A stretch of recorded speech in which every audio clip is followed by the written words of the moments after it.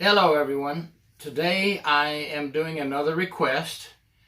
A gentleman sent me a message on my YouTube channel and said, could you please do a video about officers who use alcohol and pills or medications to self-medicate because of the stress of the job or things in their life that aren't going right. And yes, I'm going to honor that request today and talk about this issue and what we can do to help these folks and what they can do to help themselves and where they can go. But before I do that, I have to give a thank you to a state trooper retired in New York. He saw my video a couple of weeks ago about the wall behind me and what these patches are and things represent. And he said, you have a New York Corrections patch, but you don't have a New York State Police patch. And he sent me one. I got it in the mail today. And he said, Dear Gary, many are called, few are chosen. Our introduction has always been, speaking of the New York Police, following the 1913 murder of Sam Howell, a construction foreman in Westchester County, New York, and the failure of the local police to arrest suspects he had named before his death, the New York legislature passed a bill to establish a state police force. Okay? The New York State Police officially established on April 11, 1917. And Mr. Jake A. Albrecht, who sent this, says, I became a member of that long gray line on May 6th, 1968, retiring with the rank of sergeant, station commander at the SP Oneida, New York. So, Jake Albrecht, thank you, sir. Thank you for your service as a state trooper to the state of New York. And I really appreciate the patch, and it's going right up on the wall next to the New York State Corrections patch. Thank you. Oh man, those are always so nice to receive those things, and I try to keep patches on hand as well to return a patch from my sheriff's department here in Florida as a gesture of thank you when I get a patch. Now, the topic today is officers are known, correctional officers are known, not all, okay, but a lot of them do go home and drink alcohol to try to relax, okay? We know that. We know that alcoholism is a factor in the job.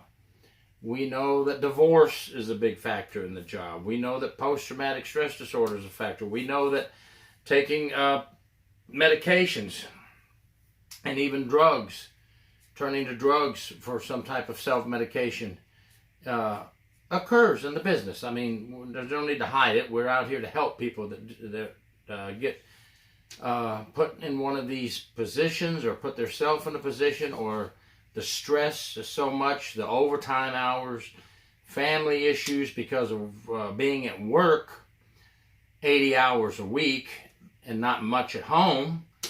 And the family gets neglected. I mean, there's so many things that happen. Now, what would cause a correctional officer to feel they need something to release the pressure, to self-medicate? Well, you take this job. I wrote a book called The Toughest Job about working in corrections. And it talks about some of the things that cause this stress.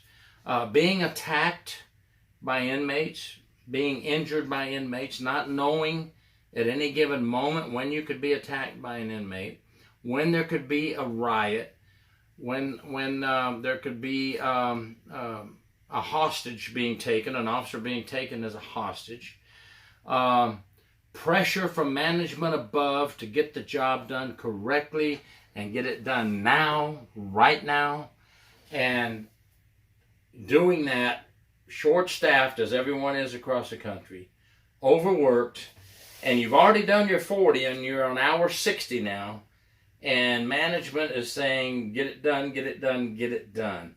Nothing against management. They're getting orders from even higher up at the state capitol. Get it done, get it done, get it done. Everybody's message trickles down. Get it done, get it done, get it done. And who does that land on, folks?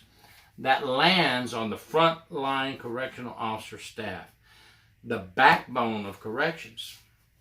All the pressure is on them. Now, I know managers, what you're saying, well, we have pressure. We have pressure. We're told what to do. We're told to get the numbers right. We're told to get the job done, no matter how many people we have. Yes, you are. Yes, you have some pressures. But I'm sorry, I'm going to have to say the front line has more pressure. That's just the way it is, you know. I've worked the front line 14.75 years, and for 14 years I had a tie. So I'm gonna tell you, the front line's the toughest. I don't care. You can argue with me all day. You won't change my mind. But if you want to change my mind, go ahead and tell me why it's not the toughest. Now, when officers go home, they're worn out, but they can't sleep. And I know this from working the front line those number of years I just mentioned. You go home, and yes, you just worked a 16-hour shift. And 20 sometimes. And there's officers out there that can attest to that. And you've got to get back to work again in about 8 hours. And you need to go home and go to sleep. But you're wound up. Your body's wound up. You lay down, you can't sleep. So you have a drink. You know, and that's how it starts. And then go home every day and have a drink just to get to sleep. That's one of the things that happens. You go home and there's pressures at home. I got to get this done. I've got to get the yard work done. The kids need that. The wife asked me to stop by and pick this up on the way home. And the husband asked me, you know, if you're a female officer, the husband is complaining that I'm not home enough. It happens, and it's rough on a marriage. So now your marriage gets rocky. So now you want a drink. You want a pill. Something to just get away from the world and forget about everything and try to get some sleep. And it happens in the military. They're saying that in corrections seems to be maybe even getting worse than the military when it comes to post-traumatic stress disorder, self-medicating with alcohol, pills. These are problems and they're real, so we don't need to sugarcoat that they don't happen. Thank you for requesting this video. So those are a number of things. We have officers that were injured on the job by an inmate, and I know a couple personally. One came back, and she had to be moved, or requested to be moved somewhere else. She went to 911 dispatch. It was tough on her. She got beat pretty darn bad, and thank God she's still alive. She's a friend of mine. And it happens to males and females, and when they're beaten by inmates, you get... Some people go right back in, you know, like a MMA wrestler. I'm back and I'm ready to go. But some people, it affects everybody differently, and you have a stigma, and you have a fear, and you come back to work, and you're afraid, can I get beaten again? Especially when you're beaten severely by an inmate, or taken hostage by an inmate, or raped by an inmate, which it's all happened. So when people say, oh, what an easy job, it's a babysitting job, I'm just hitting the tip of the iceberg. There's so many more things, you know. The pressure of the training. Some people aren't that good with their firearms, and they freak out when they go to the range, and they get nervous, and they have trouble qualifying, and then they have to go through remedial training. There's another one that gets a lot of people, and there's a lot of people who go, who in the world could mess up at the fire range? Who could be scared of the fire range? There's a lot of people, because they only go out there and qualify once a year, and they're not weapons people, because, you know, in the jails and prisons, we don't carry a weapon into the prison or the jail. We have them on the outer perimeter. We have them for riots. We have them for transports. But you know, 90% of the time, you don't have a firearm. So some people aren't real good with firearms, and it puts a lot of pressure on them. And you can lose your job if you don't qualify and if you don't make it through remedial. Pressures of losing your job. You know, there's another one. So I gave you a few examples. If you want to put more down here, if anybody wants to put more in the comments section. But now let's talk about what can we do to help an officer who is stressed out, turning to alcohol and drugs for self-medication and stress relief. The wrong thing to do, right? Well, number one, every agency should have something that blares out there loud and clear. We are here for you. We will help you. If you have an alcohol problem or a drug problem, come to the Human Resources office, report it to your supervisor if you wish first, and then go to Human Resources and get help. And if an officer comes to the Human Resources and says, I have an alcohol problem, I have a pill problem, or a drug problem, let's don't crucify them immediately, okay, folks? Let's help them. We may have to put them on administrative leave and investigate the situation, but let's do this in a manner that we're going to save the officer, not discard the officer. You know, a lot of officers are afraid to come forward. They say, if I go to my Human Resources and tell them I have this problem, they're going to fire me, get rid of me, and get somebody else.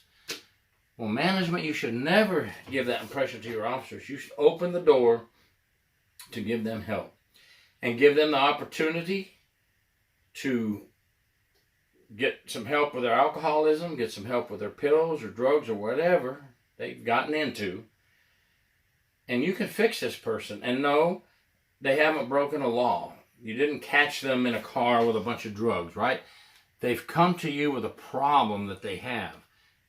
Most of these are over-the-counter medications I'm talking about anyway, right? Yeah, sometimes it slips into other things, but I'm talking about over-the-counter medications, pain pills that have been prescribed for this or that, abuse of ibuprofen, all kinds of things, abuse of alcohol, pills and alcohol together. Let's be realistic. We can save these officers, put them through a program for help, and then get them back on the floor and they can finish their career. But if you give these officers the impression that if they come to you for help and you're going to crucify them and try to get rid of them, well, that's the wrong way to handle business, and then then you wonder why people are leaving. The people are leaving the corrections profession when they see that a cry for help is not a cry for help. It's the agency says, let's get rid of them. You can't have that.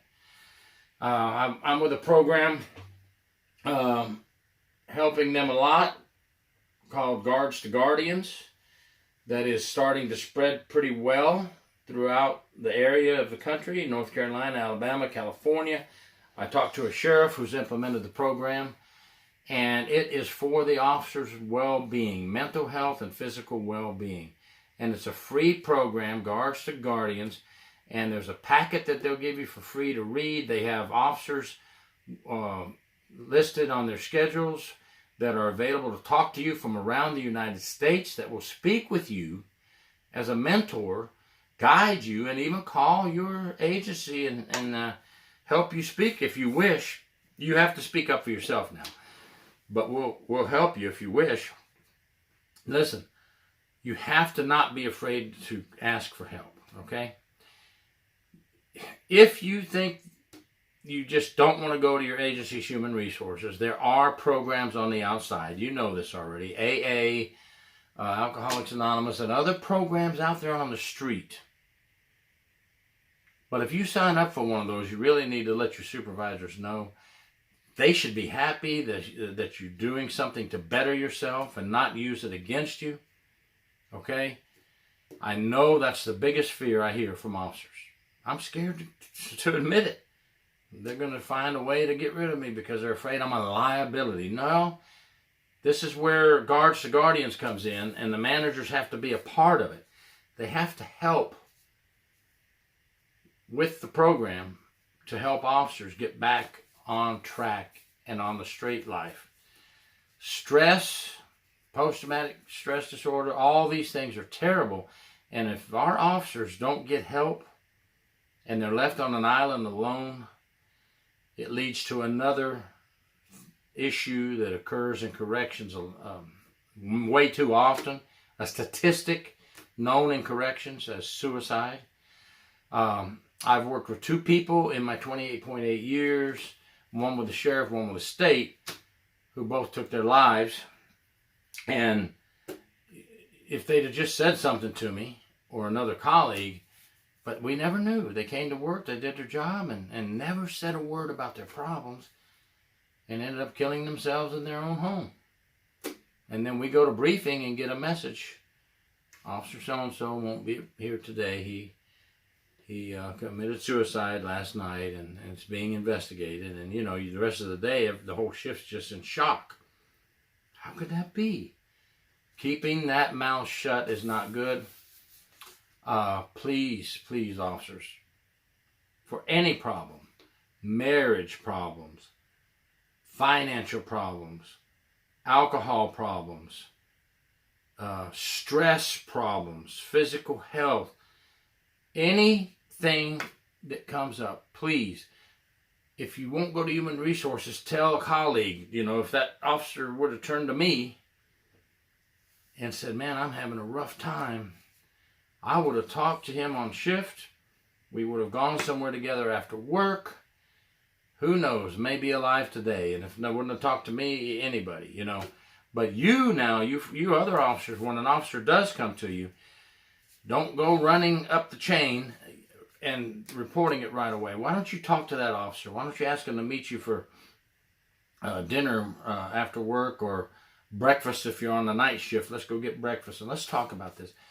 Talk to him for a while and then ask the officer, I want to help you and I'm here to help you. Can we go now and tell the supervisor, Human Resources? Can we do it? I'll go with you together and be with you all the way. It sure does make a difference when somebody has somebody with them and they're not alone on an island. Being alone on that island is tough. Tough thing to handle. All right, I've put a lot of things out there, but I think I got my point across. Let's help each other. Let's not keep things to ourselves, and let's know that we have programs like Guards to Guardians, and I'm praying that your Human Resources Office, ours does, our Human Resources Office used to tell us in training every year, you know, if you have a problem, come see us. Every year, you have a problem, come see us with money, marital issues, financial issues, drinking, drugs, whatever, come see us. That's what we need to do, and we need to get the word out there more. I see so many people talking about it like we are here, but they're not, they're just talking about it. Guards to Guardians is doing it. It's a program I've joined, and I'm working with pretty close now. We need more people. You don't have to go to this one, but we need more management and department heads to start working with programs closely for the officers' benefits. Okay? Mental, physical, financial, marriage, everything. Let's help the officers. Thank you very much. Gary York, True Prison Stories.